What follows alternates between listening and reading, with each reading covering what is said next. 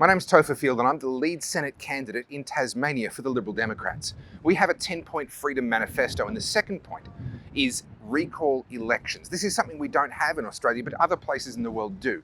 It's the ability to start a petition, and if that petition gets enough supporters, to force a politician to face a re-election, even if their term is not yet up. It allows us, we the people, to hold politicians accountable if they really go off the deep end and start doing crazy stuff during their term. And I think most of you would agree with me, that would have come in handy in some parts of Australia in the last 2 years.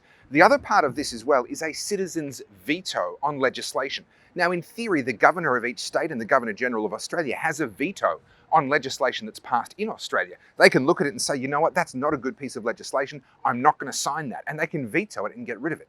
But functionally, that's not really happening. We barely ever see such a thing actually take place.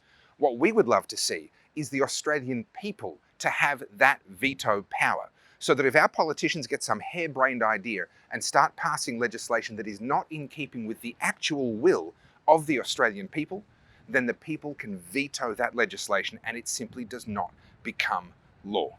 The Liberal Democrats believe in freedom, freedom for everyone, and that's why we have our Freedom Manifesto. It's 10 points, and recall elections and a citizen's veto is point 2 of the Liberal Democrats' Freedom Manifesto. My name's Topher Field. I am the lead Senate candidate in Tasmania for the Liberal Democrats. We would love for you to check us out at ldp.org.au and support the Liberal Democrats in the Senate and in the lower house in this federal election. Authorised by John Humphries for the Liberal Democratic Party, Mount Waverley, Victoria.